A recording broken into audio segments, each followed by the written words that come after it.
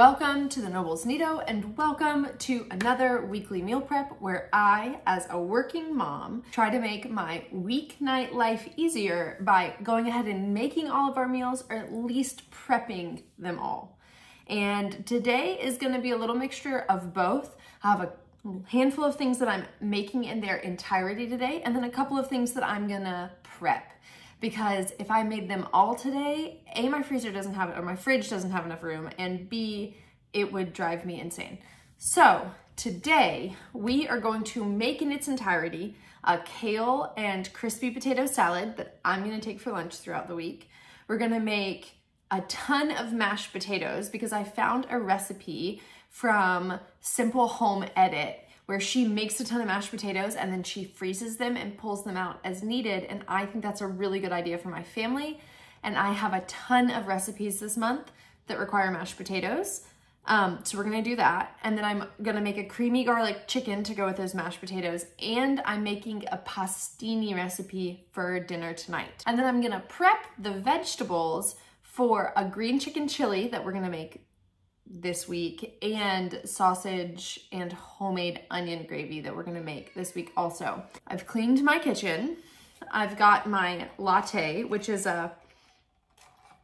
it's called a Taste Like Pie, and it's from a coffee company here in Atlanta called Bellwood, which is so good, but it's caramel and pumpkin pie spice. I'm not a big pumpkin pie girl, but caramel anything, I'm in. Okay, without further ado, let's start. We're gonna start on the potatoes, I think, and get those boiling because I think they need to cool completely before I can freeze half of them. So let's do it.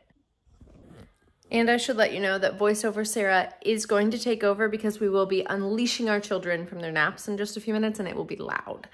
So enjoy voiceover Sarah and I will see you later. Bye-bye. So this 10-pound bag of potatoes came from Costco, and Costco has been so hit or miss for us with produce. Sometimes it's excellent quality and then other times it's just okay.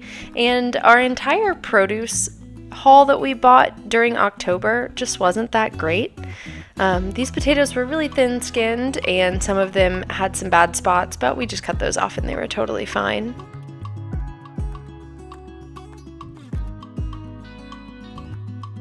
Do you really need to watch me peel potatoes? I don't think that you do. If you don't know how to peel potatoes, I would Google it. But for now, I'm gonna turn you off and turn a video on so that I can peel all 10 pounds of these potatoes with some enjoyment. Okay, see you after. Normally, I would have some type of bowl to put all my scraps in, but for some reason I didn't have one today, and now I'm just dicing these potatoes. I'm cutting them a little thinner than is probably necessary. I just want this to cook fast because I have so much other stuff to do today, and honestly, it was a ton of work. I was watching one of my favorite YouTube channels, Eamon and Beck, and just plowing through this giant heap of potatoes.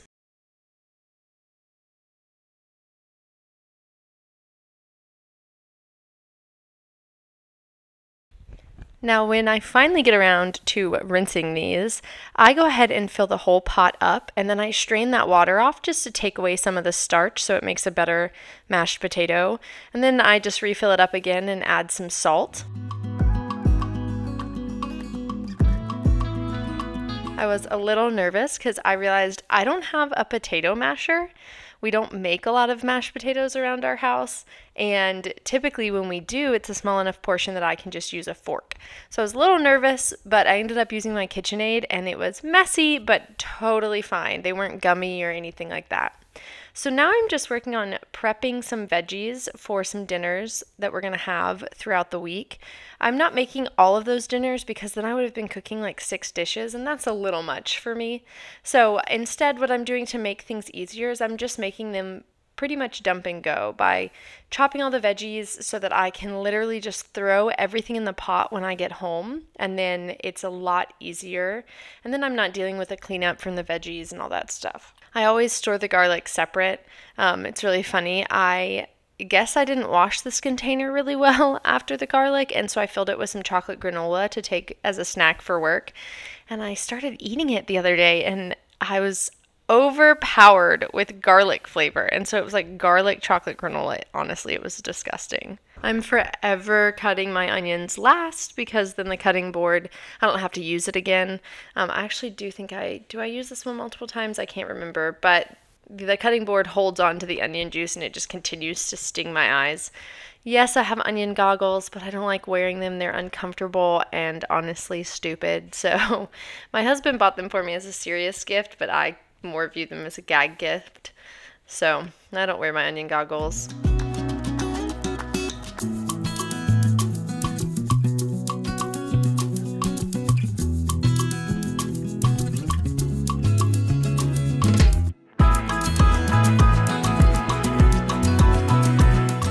Now I'm just getting out even more potatoes because I'm making a kale and crispy potato salad and it requires baby potatoes. So I'm just slicing those in half. For the really big ones, I'm slicing them into thirds. And then I'm going to go through, top them with butter and some seasoning. And then I'm going to spread them cut side down and then bake them so that the bottoms get really crispy. And about halfway through, I'm going to flip them so that they get crispy on both sides, and then they're really soft in the center.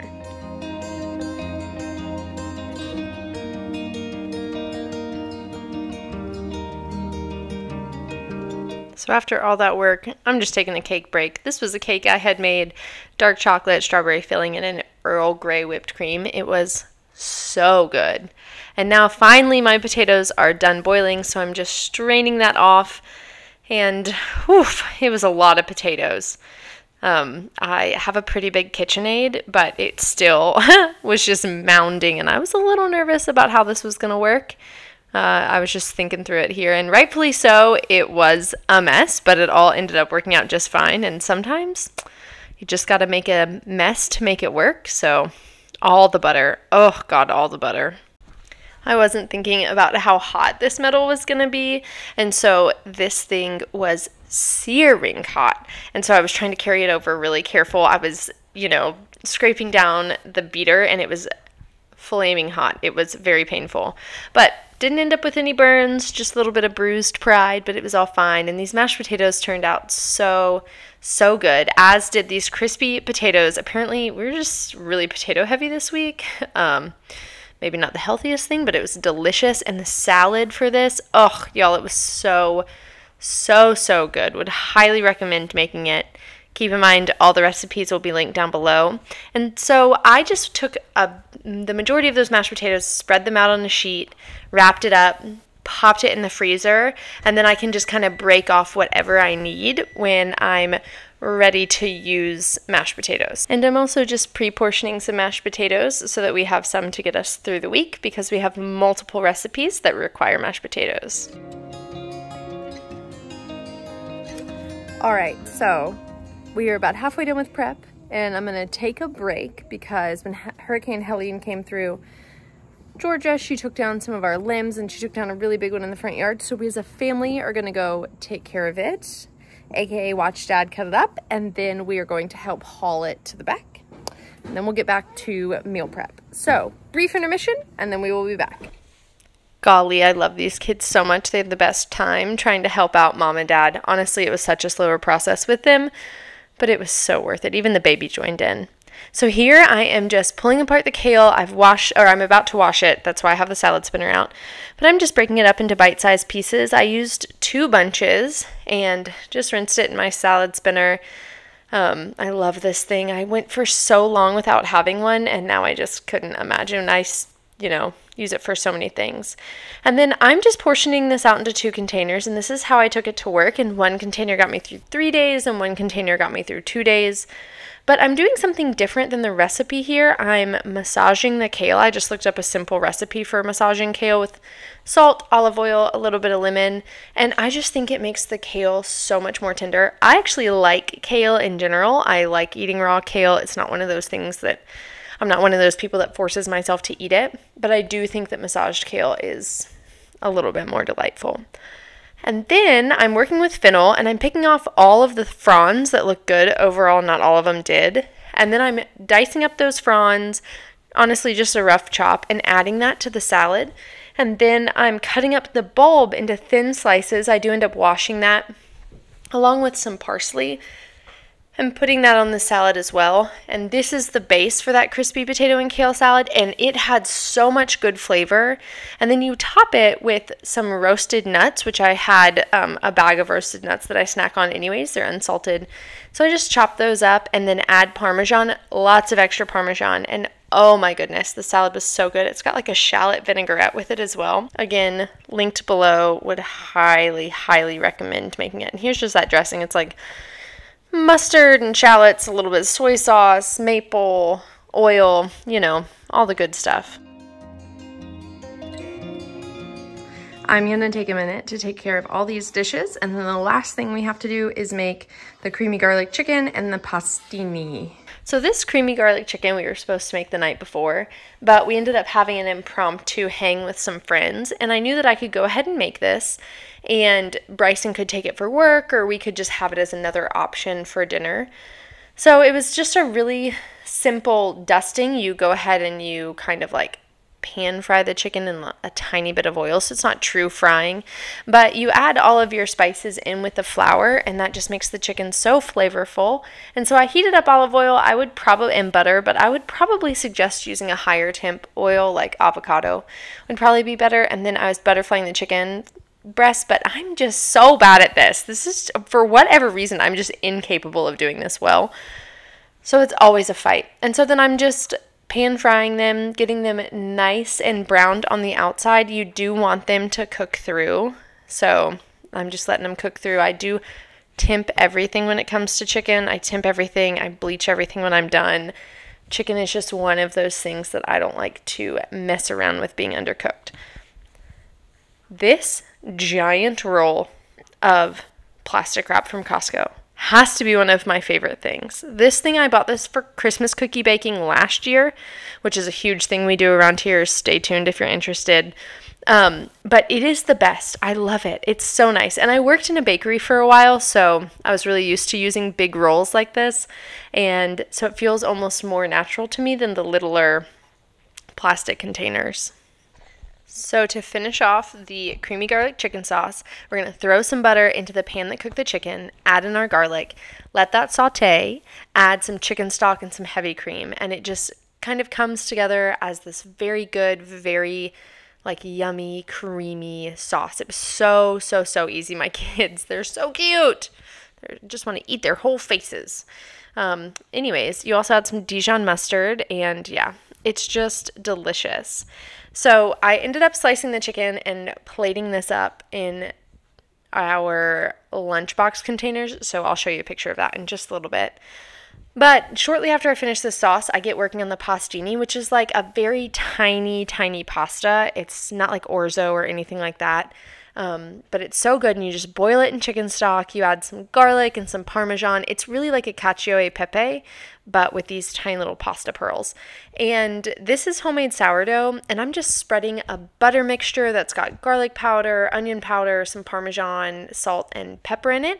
And then I'm topping that with a little bit more Parmesan cheese, and that's kind of how we make garlic bread around here. We make all of our own bread. It's just so much better. And so sometimes I use it for garlic bread.